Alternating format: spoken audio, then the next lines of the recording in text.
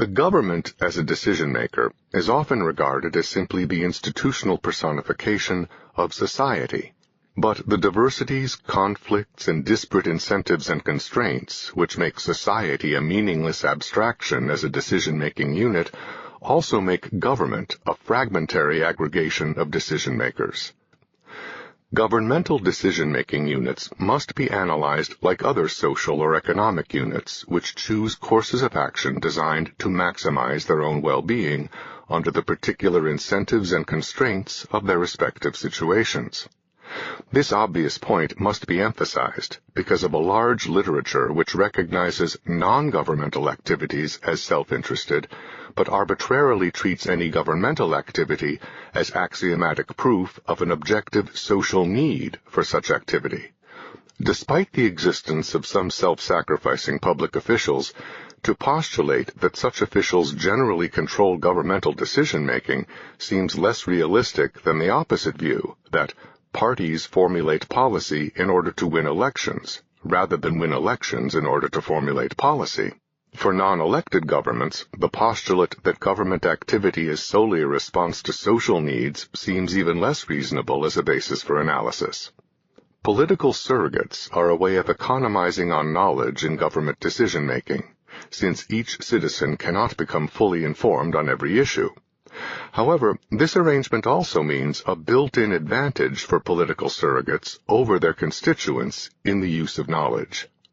No small part of the political art consists of the exploitation of that advantage, whether by misstating the costs and benefits of particular programs, by ominously referring to the weighty considerations known only to the president, or the intricate rules of the bureaucratic maze, known only to insiders, and therefore insulating much governmental activity from outside scrutiny. All kinds of political systems, democracy, monarchy, feudalism, etc., put enormous emphasis on the personal loyalty of subordinates. Not loyalty to the public, or even to the government, but to their immediate superiors, thereby sealing off a source of leaks of knowledge to outsiders. Although society is far from being a decision-making unit, even in governmental decisions, it is of course the most important unit on whom the impact of political decisions is to be considered. Therefore, the trade-offs to be considered here are those political trade-offs of enduring social significance, rather than the horse trading that goes on among politicians. One of the most important political trade-offs is between the amount of freedom and the amount of other characteristics desired in a society. The problem is made more difficult by intellectual ambiguities and philosophical disagreements that have long surrounded the very meaning of freedom. We all declare for liberty, but in using the same word, we do not mean the same thing. Freedom here will refer to a social relationship among people, namely, the absence of force as a prospective instrument of decision-making. Freedom is reduced whenever a decision is made under threat of force, whether or not force actually materializes or is evident in retrospect. Force here is not used metaphorically, however, to refer to benefits so enticing as to make the decision a foregone conclusion. A special wariness is necessary in discussions of freedom, not only because of the inherent problems of the concept, but also because an Orwellian newspeak has made it fashionable to describe the trade-off of freedom for other things as an expansion of new freedoms, or of freedom in some larger sense.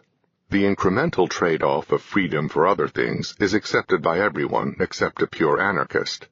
But the extent of this historic trade-off is too momentous an issue to be concealed or confused by pretty words. Force is the antithesis of freedom, but force must be used, if only to defend against other force. The government is the general repository of force, whether that government be democratic, totalitarian, feudal, etc.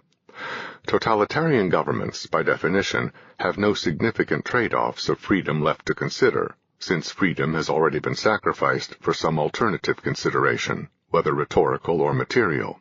Democratic governments are constantly weighing incremental trade-offs toward or away from freedom.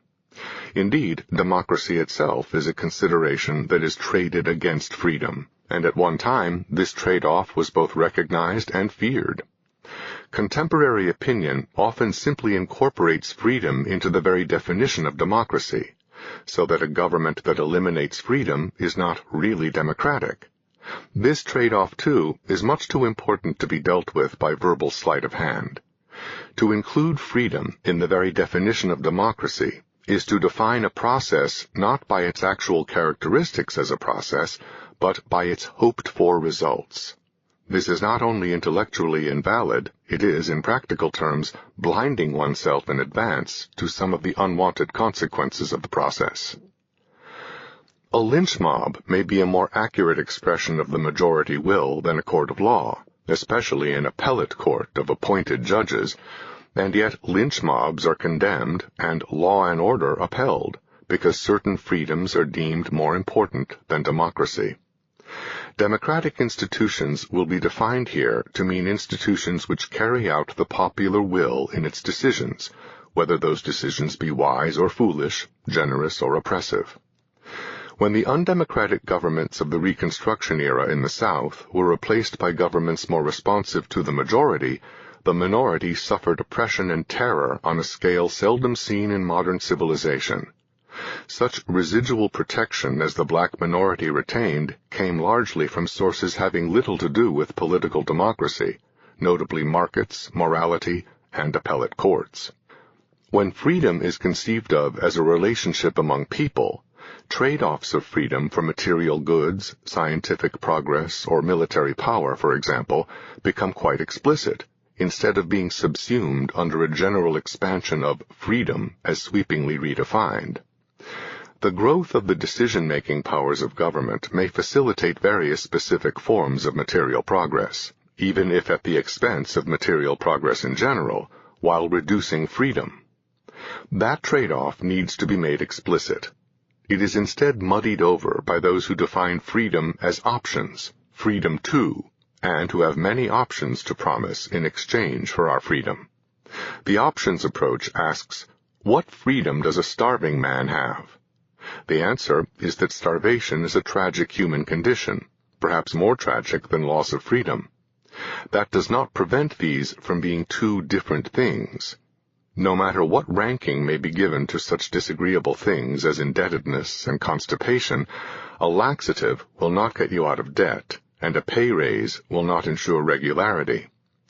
Conversely, on a list of desirable things, gold may rank much higher than peanut butter, but you cannot spread gold on a sandwich and eat it for nourishment. The false issue of ranking things cannot be allowed to confuse questions of distinguishing things. The mere fact that something may outrank freedom does not make that something become freedom.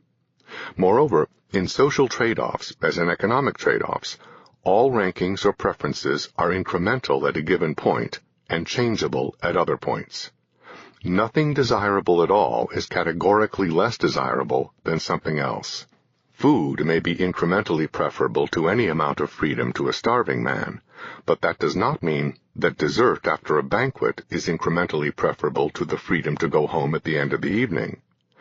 The great social desiderata are so frequently discussed in categorical language that it is easy to forget their incremental nature, and to talk nonsense with seeming profundity as a result. Both Adam Smith and John Rawls made justice the primary virtue of a society, but their meanings were not only different, but nearly opposite, because one was speaking incrementally and the other was speaking categorically. To Smith, some amount of justice was a prerequisite for any of the other features of society to exist, but he was far from believing that all increments of justice invariably outranked increments of other things, and in fact, he regarded such a belief as counterproductive and doctrinaire. To Rawls, justice is categorically paramount in the sense of not being incrementally inferior to any other consideration, so that one consideration of justice may be sacrificed only to another consideration of justice, but not to any other desired goal.